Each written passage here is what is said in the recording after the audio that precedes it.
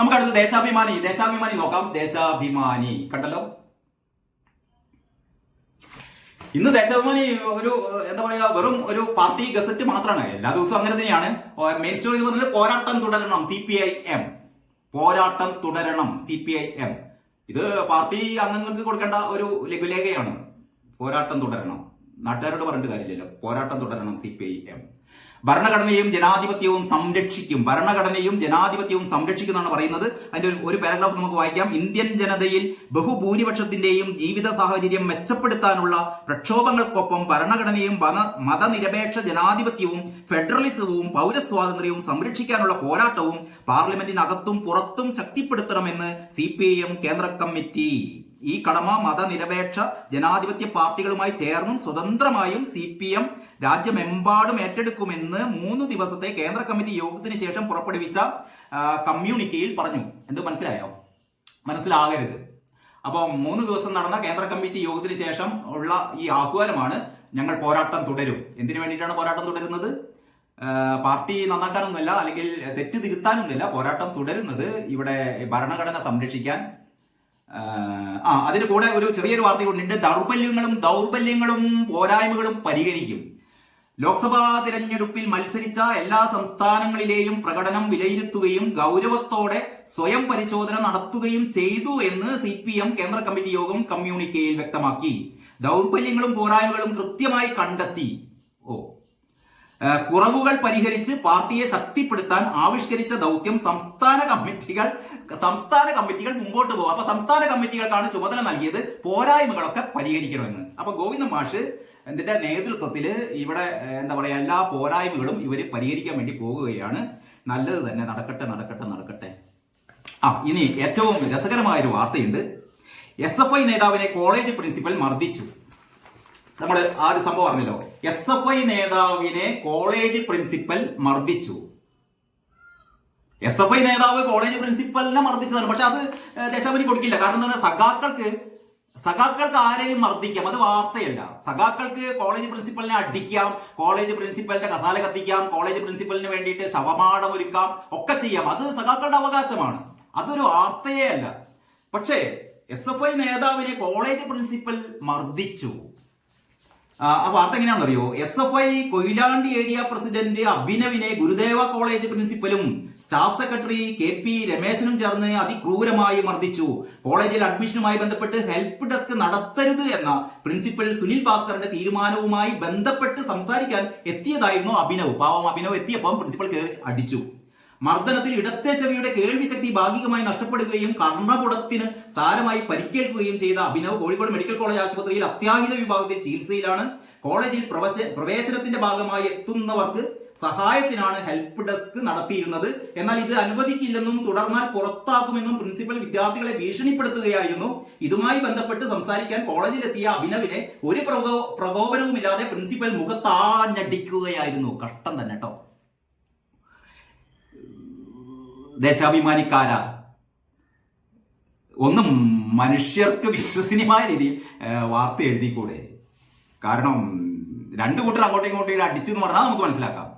എനിക്ക് ഓർമ്മ വരുന്നത് പണ്ട് നമ്മുടെ മൈത്രേയൻ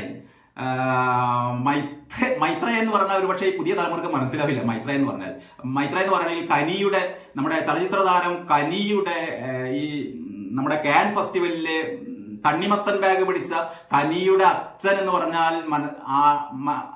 പറഞ്ഞാലേ പുതിയ തലമുറക്ക് ചിലപ്പോൾ മനസ്സിലാവുള്ളൂ. മൈത്രേയൻ എന്ന് പറയുന്ന എന്താ പറയാ, ഏറ്റവും ബുദ്ധി വൈഭവമുള്ള, അല്ലെങ്കിൽ ഇത്തരം ആനുകാലിക സംഭവങ്ങളെയൊക്കെ അതിനിശിതമായി വിമർശിക്കുകയൊക്കെ ചെയ്ത മൈത്രേയൻ പണ്ട് വർഷങ്ങൾക്ക് മുമ്പ്, മൈത്രേയൻ പൊതുരംഗത്തേക്ക് മാറി നിന്നിട്ട് വർഷങ്ങളായി, പണ്ട് പറഞ്ഞൊരു വാദം എപ്പോഴും എൻ്റെ ഓർമ്മയുണ്ട്. അന്ന് ഈ ഒരു ഡോക്ടർ ഒരു രോഗിയുടെ ചെകിട്ടത്തടിച്ചിരുന്നു.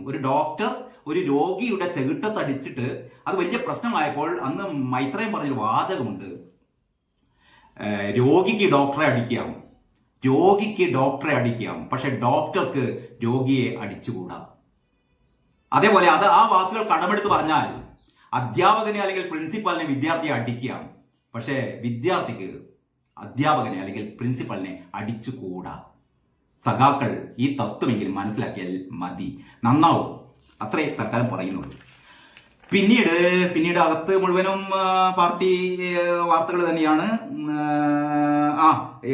ചെലവേറി രാജ്ഭവനും കേസുകൾക്ക് തുടക്കമിട്ടത് ഗവർണർ. അതായത് ഗവർണർക്കെതിരെ കേസ് വാദിക്കാൻ വേണ്ടിയിട്ട് 1.25 കോടി രൂപ നമ്മുടെ VC-മാർ വൈസ് ചാൻസലർമാർ മുഴുവനും യൂണിവേഴ്സിറ്റി ഫണ്ടിൽ നിന്ന് എടുത്തു എന്ന് പറയുന്ന ഒരു ഞെട്ടിപ്പിക്കുന്ന വാർത്ത കഴിഞ്ഞ ദിവസം പുറത്തു വന്നിരുന്നു. അതായത് ഗവർണറോടുള്ള കലിപ്പ് തീർക്കാൻ ഈ VC-മാർ മുഴുവനും കേസ് നടത്തി സുപ്രീം കോടതി വരെ പോയി കേസ് നടത്തത് ആരുടെ പൈസ ഉപയോഗിച്ചാണെന്ന് പറയാം, നമ്മുടെയൊക്കെ പൈസ ഉപയോഗിച്ച്. അതായത് യൂണിവേഴ്സിറ്റിയിൽ വിദ്യാർത്ഥികളുടെ ആവശ്യത്തിന് വേണ്ടിയുള്ള പൈസ ഉപയോഗിച്ചിട്ടാണ് ഈ ഗവർണർക്കെതിരെയുള്ള കലിപ്പ് തീർത്തത്. പക്ഷെ അതിന് ദേശാഭിമാനി ഗവർണർക്ക് എന്താ പറയാ ഈ VC-മാരുടെ പക്ഷം ചേർന്ന് പറയാണ് ഈ കേസുകൾക്കൊക്കെ തുടക്കട്ടത് ഗവർണറാണ്. തുടക്കമിട്ടത് അപ്പോഴും എന്താ പറയാ പഴി ഗവർണർക്ക് തന്നെ. ഗവർണറാണ് ഇതിനൊക്കെ തുടക്കമിട്ടത്. അതായത് സർവകലാശാലകളെ നിരന്തരം കോടതി കയറ്റിയത് ഗവർണറുടെ ചട്ടവിരുദ്ധ നിലപാടാണ് കോടതി കയറ്റിയത്. അപ്പം പിന്നെ വിദ്യാർത്ഥികളുടെ പൈസ എടുത്ത് കണ്ട് പൊടിക്കുന്നതിൽ ഒരു പ്രശ്നമില്ല എന്നാണ് ദേശാഭിമാനി പറയുന്നത്. അങ്ങനെ ദേശാഭിമാനിയുടെ പിൻഭാഗത്ത് ഒരു ഇന്ന് ചടങ്ങിൽ മേയർ ഡോക്ടർ ബീന ഫിലിപ്പ് സംസാരിക്കും. സാഹിത്യ നഗര പദവി ലോകമേ ഇതാ കോഴിക്കോട് എന്നൊക്കെ പറയുന്ന സംഭവമുണ്ട്. അതെല്ലാം ഏറ്റവും പ്രധാനപ്പെട്ട കാര്യം എന്ന് പറയുന്നത് ഇതാണ്: പാവപ്പെട്ടവർക്കുള്ള എല്ലാ ആനുകൂല്യങ്ങളും കൊടുത്തു തീർക്കും MP ഗോവിന്ദൻ. ഇത് സഖാക്കൾ മാത്രമല്ല, കേരളീയ സമൂഹത്തോട് ഗോവിന്ദൻ പറയുകയാണ്, പാവപ്പെട്ടവർക്കുള്ള എല്ലാ ആനുകൂല്യങ്ങളും കൊടുത്തു തീർക്കും MP ഗോവിന്ദൻ. ഇത് പറയുന്നത് മറ്റു പത്രങ്ങളല്ല, ദേശാഭിമാനിയിലെ 5 കോളം ദൈർഘ്യമുള്ള വെണ്ടക്ക തലക്കെട്ടാണ്. ഇതിൽ പറഞ്ഞത് എന്താണെന്നറിയോ? വലിയ തമാശയാണ്. കേരളത്തിലെ പാവപ്പെട്ട ജനവിഭാഗങ്ങൾക്ക് നൽകേണ്ട മുഴുവൻ ആനുകൂല്യങ്ങളും കൊടുത്തു തീർക്കാനാണ് LDF സർക്കാർ മുൻഗണന നൽകുകയെന്ന് CPM സംസ്ഥാന സെക്രട്ടറി MP ഗോവിന്ദൻ പറഞ്ഞു. എന്താ ഗോവിന്ദൻ മാഷേ, ഇതാണോ മുൻഗണന? നിങ്ങൾ ഇത്രയും കാലം കഴിഞ്ഞ 5, 2, 7, 7.5, 8 വർഷമാവാനായില്ലേ? 8 വർഷം ഭരിച്ചിട്ട് ഇവിടെ പാവപ്പെട്ടവർക്ക് ഈ ക്ഷേമ പെൻഷനുകൾ 6 മാസം മുടങ്ങി. എന്നിട്ട് ഇതിനാണ് മുൻഗണന എന്ന് പറയുന്നത്. പിന്നെ ചില കാര്യങ്ങൾക്ക് നമുക്ക് തർക്കിക്കാൻ പറ്റില്ല, കാരണം തർക്കിച്ചിട്ട് കാര്യമില്ല. അപ്പൊ ഗോവിന്ദ മാഷ് പറയുകയാണ്, അപ്പൊ ആനുകൂല്യങ്ങളും കൊടുത്തു തീർക്കാനാണ് LDF സർക്കാർ മുൻഗണന നൽകുന്നത്. പിന്നെ എങ്ങനെ 6 മാസത്തെ പെൻഷൻ കുടിശ്ശികയായി എന്ന് മാത്രം ചോദിക്കരുത്. 62 ലക്ഷം വരുന്ന പാവപ്പെട്ടവർക്കുള്ള കുടിശ്ശിക ഉൾപ്പെടെയുള്ള പെൻഷൻ സമയബന്ധിതമായി കൊടുക്കും. ഇത് സഖാക്കൾക്ക് മാത്രമുള്ള ക്യാപ്സ്യൂളാണ്. അതായത് 62 ലക്ഷം വരുന്ന പാവപ്പെട്ടവർക്കുള്ള കുടിശ്ശിക സമയബന്ധിതമായി കൊടുക്കും അത്രേ. ഈ 6 മാസം കുടിശ്ശികയായി കിടക്കാൻ തുടങ്ങിയിട്ട് മാസങ്ങളായി. ഇപ്പോഴും എപ്പം കൊടുത്തു തീർക്കുന്ന ഒരു എന്താ പറയാ ഒരു ഉറപ്പുമില്ല. എന്നിട്ട് പറയാണ് സമയബന്ധിതമായി കൊടുത്തു തീർക്കുന്നത്. ഈ 2 വർഷമേ ഉള്ളൂ ബാക്കി. അതിന്റെ ഇടയിൽ കൊടുത്തു തീർക്കൂ. അങ്ങനെ തന്നെ പറയാം. ഞങ്ങൾ ഈ പറയുന്ന ഭരണം അവസാനിപ്പിക്കുന്നതിന് മുമ്പ് തന്നെ എങ്കിലും കുടിശ്ശിക തീർക്കുമെന്ന് പറയാം. അതിനുള്ള ഒരു ആർജവമെങ്കിലും ഗോവിന്ദ മാഷ് കാണിക്കേണ്ടതാണ്. അങ്ങനെ ഉദ്യോഗസ്ഥർക്കും പെൻഷൻകാർക്കും കൊടുക്കാനുള്ള DA കുടിശ്ശിക സഹിതം നൽകും. നിത്യോപയോഗ സാധനങ്ങളുടെ വിലക്കയറ്റം പിടിച്ചു നിർത്തുന്ന മാവേലി സ്റ്റോർ പോലുള്ള സംവിധാനം ശക്തിപ്പെടുത്തും. ഇതെങ്ങനെ ശക്തിപ്പെടുത്തുന്നത് മുഴുവൻ കാര്യമാക്കാൻ പോവുകയായിരിക്കും. അങ്ങനെ ജനങ്ങളുടെ പ്രശ്നങ്ങൾക്ക് പരിഹാരം കാണാനാണ് പാർട്ടിയും സർക്കാരും ശ്രമിക്കുക. C ഗംഗാധരൻ അനുസ്മരണത്തിന്റെ ഭാഗമായി ചെറുവണ്ണൂരിൽ സംഘടിപ്പിച്ച പൊതുസമ്മേളനം ഉദ്ഘാടനം ചെയ്ത് MP ഗോവിന്ദൻ പറഞ്ഞു. അടുത്ത പാരഗ്രാഫ് കൂടി നോക്കേ. ലോക്സഭാ തെരഞ്ഞെടുപ്പിൽ CPM തോറ്റപ്പോൾ വലിയ രീതിയിലുള്ള പ്രചാരവേലയാണ് നടക്കുന്നത്. ഇതിനെയൊക്കെ അതിജീവിച്ച് പാർട്ടി മുന്നേറും. കഴിഞ്ഞ ലോക്സഭാ തെരഞ്ഞെടുപ്പിൽ UDF 123 സീറ്റുകളിലാണ് മുന്നേറിയത്. പിന്നീട് നടന്ന നിയമസഭാ തെരഞ്ഞെടുപ്പിൽ 99 സീറ്റ് നേടിയാണ് ചരിത്രത്തിൽ ആദ്യമായി LDF തുടർഭരണം നേടിയത്. ന്യായീകരണങ്ങൾ വായിച്ചു തുടങ്ങിയാൽ തീരില്ല. നമുക്ക് അടുത്ത പത്രത്തിലേക്ക് കടക്കാം. മലയാള മനോരമ. മലയാള മനോരമയുടെ തലക്കെട്ടാണ് ഏറ്റവും ആകർഷകം. രാഹുൽ ഷോ എന്നുള്ളത് വളരെ ബ്ലാക്കിലും അത് കഴിഞ്ഞിട്ട് ഒരു ഗ്രേ കളറിൽ ക്ക്. അപ്പോൾ ഇത് 2 രീതിയിൽ നമുക്ക് വായിക്കാം. Rahul show, Rahul shock. ഇതാണ് പ്രൊഫഷണലിസം എന്ന് പറയുന്നത്. പ്രൊഫഷണലിസം, തലക്കെട്ടിൽ പ്രൊഫഷണലിസം കൊണ്ടുവരിക എന്ന് പറയുന്നത് ഇതാണ്. ഞാൻ നേരത്തെ പറഞ്ഞ പോലെ കേരള കൗമുദിയുടെ ഡെസ്കിലുള്ള ആൾക്കാർ നോക്കി പഠിക്കേണ്ടത് ഇത്തരത്തിലുള്ള തലക്കെട്ടുകളാണ്. ഒറ്റ നോട്ടത്തിൽ തന്നെ കാര്യങ്ങൾ കൺവേ ചെയ്യാൻ പറ്റുന്ന തലക്കെട്ടുകൾ. ആദ്യ പ്രസംഗം ലോക്സഭയെ ഇളക്കി മറിച്ച് പ്രതിപക്ഷ നേതാവ് എന്നാണ് മലയാള മനോരമ എഴുതുന്നത്. മലയാള മനോരമ സ്വാഭാവികമായും മാതൃഭൂമിയേക്കാൾ മുകളിൽ രാഹുൽ ഗാന്ധിയെ വാനോളം പുകഴ്ത്തിക്കൊണ്ട് ആണ് കാര്യങ്ങൾ. ഭരണഘടന മുതൽ മണിപ്പൂർ വരെ എണ്ണിപ്പറഞ്ഞ് സർക്കാരിന് നേരെ കടന്നാക്രമണം, രാഹുൽ ഗാന്ധിയുടെ ഹിന്ദു പരാമർശം ആയുധമാക്കാൻ ശ്രമിച്ച് BJP. പിന്നെ നമ്മുടെ ഇപ്പം ദേശാഭിമാനിയിലെ പറഞ്ഞ പോലെ ദേശാഭിമാനിയിലെ വാർത്തയുടെ അതേ ഒരു വാർത്ത തന്നെ വ്യത്യസ്ത പത്രങ്ങൾ എങ്ങനെ കൊടുക്കുന്നു എന്നുള്ളത്. പ്രിൻസിപ്പലിന്റെ മുഖത്തടിച്ച് SFI പ്രവർത്തകർ. ഹെഡിങ് ശ്രദ്ധിക്കണം. പ്രിൻസിപ്പലിന്റെ മുഖത്തടിച്ച് SFI പ്രവർത്തകർ. ദേശാഭിമാനി എന്താ പറയുന്നത്? ഈ വിദ്യാർത്ഥി നേതാവിന്റെ മുഖത്തടിച്ച് പ്രിൻസിപ്പൽ. അപ്പൊ ഇതാ പറയുന്നത് സത്യം എവിടെ എന്നുള്ളത് ഈ പറയുന്ന മനോരമ ഒരു ഭാഗത്ത്, ഈ പറയുന്ന ദേശാഭിമാനി ഒരു ഭാഗത്ത്, രണ്ടും വെച്ച് കഴിഞ്ഞാൽ വായനക്കാരാകെ പ്രതിസന്ധിയിലാവും. ഇതിൽ പറയുന്നത് ഗുരുദേവ കോളേജ് പ്രിൻസിപ്പലിനെയും അധ്യാപകനെയും ഒരു സംഘം SFI പ്രവർത്തകർ മർദ്ദിച്ചു. മാത്രമല്ല ഈ മർദ്ദിക്കുന്നതിന്റെ ഫോട്ടോ അടക്കമാണ് കൊടുത്തത്. ഇനിയിപ്പോ സഹാക്കന്മാർക്ക് കള്ളത്തരം പറയാൻ പറ്റില്ല. ഇനിയിപ്പോ ഫോട്ടോ ഫേക്ക് ആണ് വേണമെങ്കിൽ പറയാം, ഫോട്ടോ ക്രിയേറ്റ് ചെയ്തതാണ്. AI സാങ്കേതിക വിദ്യ ഉപയോഗിച്ച് മലയാള മനോരമയുടെ ഗൂഢസംഘം എന്ത് ചെയ്തു? ഈ ഫോട്ടോ ഇങ്ങനെ കൃത്രിമമായി ഉണ്ടാക്കി. അതുകൊണ്ട് ഈ പേജ് ചെയ്ത ആൾക്കാർക്ക്, ഈ ഫോട്ടോ ക്രിയേറ്റ് ചെയ്ത ആൾക്കാർക്ക്, ഈ സബ് എഡിറ്റർമാർക്കൊക്കെ എതിരെ ചിലപ്പോൾ കേസ് വരും കേട്ടോ. മനോരമക്കാർ പേടിക്കണം. അപ്പോ ഇതിൽ പറയുന്നത് ഗുരുദേവ കോളേജിൽ പ്രിൻസിപ്പലിനെയും അധ്യാപകനെയും ഒരു സംഘം SFI പ്രവർത്തകർ മർദ്ദിച്ചു. SFI നേതാവിനെ പ്രിൻസിപ്പൽ മർദ്ദിച്ചതായും പരാതിയുണ്ട്. SFI നേതാവിന് പ്രിൻസിപ്പൽ മർദ്ദിച്ചതായും പരാതിയുണ്ട്. പ്രിൻസിപ്പൽ രണ്ടെണ്ണം പൊട്ടി കഴിയുമ്പോൾ എന്തായാലും പ്രിൻസിപ്പൽ അങ്ങോട്ടേക്ക് ഒന്ന് കൊടുക്കല്ലോ. അത് സ്വാഭാവിക. പ്രിൻസിപ്പൽ അല്ല ഏതാളും ചെയ്യേണ്ട ഒരു സാമാന്യ മര്യാദയാണ്. കാരണം ഗാന്ധിജി അല്ലല്ലോ ആരും. ഗാന്ധിജിയാണ് ഇടത്തെ കവളത്ത് അടി കിട്ടിയപ്പം വലത്തെ കവളും കൂടി കാണിച്ചു കൊടുത്തത്. അന്നത്തെ കാലത്തായതുകൊണ്ട് വലത്തെ കവളിൽ അടി കിട്ടിയില്ല. ഇന്നത്തെ കാലത്ത് ഇടത്തെ കവളിൽ അടി പൊട്ടി കഴിയുമ്പോൾ വലത്തെ കവളിൽ കാണിച്ചു കൊടുത്താൽ അവിടെയും കിട്ടും അടി. അതുകൊണ്ട് അടി കിട്ടുന്നവർ തിരിച്ചടിക്കും എന്നുള്ളത് ഒരു സാമാന്യം മര്യാദയാണ്. അപ്പൊ അതാണ് ഇവിടെ പ്രിൻസിപ്പൽ അങ്ങോട്ടേക്ക് അടിച്ചിട്ടുണ്ടെങ്കിൽ ചെയ്തിട്ടുണ്ടാവുക. അത് മാത്രമാണ് ഞാൻ നേരത്തെ മൈത്രേയന്റെ കാര്യം പറഞ്ഞ പോലെ വിദ്യാർത്ഥിയെ അടിക്കാനുള്ള എന്താ പറയാ, അടിക്കാം. പ്രിൻസിപ്പലിന് അധ്യാപകനെ വിദ്യാർത്ഥിയെ അടിക്കാം. പക്ഷെ വിദ്യാർത്ഥിക്ക് അധ്യാപകനെ പ്രിൻസിപ്പലിനെ അടിച്ചുകൂടാ. ഓക്കെ. അങ്ങനെ പ്രിൻസിപ്പൽ ഭാസ്കരൻ, അധ്യാപകൻ K രമേശൻ എന്നിവരെയും SFI ഏരിയ പ്രസിഡന്റ് BR അഭിനവിനെയും കൊയിലാണ്ടി താലൂക്ക് ആശുപത്രിയിൽ പ്രവേശിപ്പിച്ചു. അപ്പൊ അങ്ങനെയൊക്കെയാണ് ഈ മനോരമ വാർത്ത കൊടുത്തത്.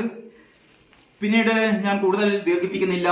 മാധ്യമം, മാധ്യമം കൂടി ഒന്ന് പരിചയപ്പെടുത്താം. മാധ്യമത്തിന്റെ ഒന്നാം പേജാണ് നിർഭയത്വമാണ് ഇന്ത്യ. BJP അജണ്ടകളെ വലിച്ചു കീറി. മാധ്യമത്തിന് ഭയങ്കര സന്തോഷം രാഹുലിന്റെ ഈ പ്രകടനം. കാരണം ഒരു സംഘപരിവാർ വിരുദ്ധത എവിടെ നടന്നാലും അത് മാധ്യമത്തിന് എന്താ പറയാ ഭയങ്കര ഇഷ്ടപ്പെടില്ലോ.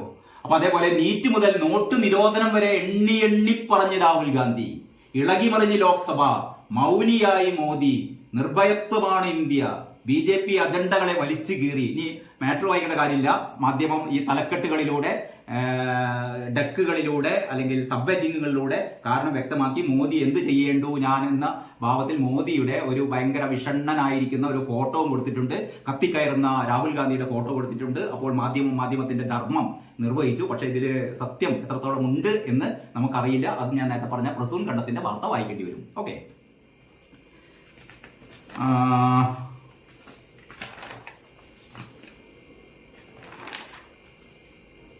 ഇതിലുണ്ട് തെറ്റുതിരുത്തൽ നടപടികൾ ഉടൻ. CPM പറയുന്നു തെറ്റുതിരുത്തൽ നടപടികൾ ഉടൻ എന്ന് CPM പറയുന്നുണ്ട്. ന്യൂഡൽഹി വാർത്തയാണ്. മാധ്യമത്തിന്റെ ഉൾപേജിൽ തെറ്റുതിരുത്തൽ നടപടികൾ ഉടൻ CPM. ന്യൂനപക്ഷ വിരുദ്ധ ആക്രമണങ്ങൾക്കെതിരെ പാർട്ടി ഘടകങ്ങൾ പ്രതിഷേധിക്കുമെന്ന് കേന്ദ്ര കമ്മിറ്റി. അതാണ് തെറ്റുതിരുത്തൽ കേട്ടോ. ന്യൂനപക്ഷ വിരുദ്ധ ആക്രമണങ്ങൾക്കെതിരെ പാർട്ടി ഘടകങ്ങൾ പ്രതിഷേധിക്കും.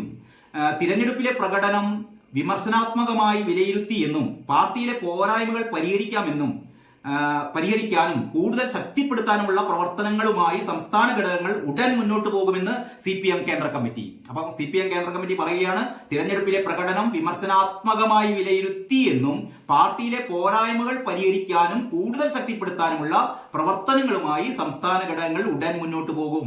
മോദി സർക്കാരിന്റെ നയങ്ങൾക്കെതിരെ മതനിരപേക്ഷ ശക്തികളെ അണിനിരത്തുന്നതിൽ CPM വലിയ പങ്കാണ് വഹിച്ചത്. ഇത് ഇന്ത്യ മുന്നണിയെ ശക്തിപ്പെടുത്തി. എന്നാൽ പാർട്ടിയുടെ തിരഞ്ഞെടുപ്പ് പ്രകടനം നിരാശാജനകമാണെന്ന് കേന്ദ്ര കമ്മിറ്റി യോഗത്തിന് ശേഷം പുറത്തിറക്കിയ വാർത്താക്കുറിപ്പിൽ പറയുന്നു. ഇത്തവണ 52 സീറ്റിലാണ് പാർട്ടി മത്സരിച്ചത്. തമിഴ്നാട്ടിൽ 2ഉം കേരളത്തിലും രാജസ്ഥാനിലും 1 സീറ്റും വീതവും ലഭിച്ചു. പാർട്ടി സ്ഥാനാർത്ഥികൾ മത്സരിച്ച സീറ്റുകളിലെ പ്രകടനം കേന്ദ്ര കമ്മിറ്റി വിലയിരുത്തുകയും ആത്മപരിശോധന നടത്തുകയും ചെയ്തു എന്നൊക്കെയാണ് പറയുന്നത്.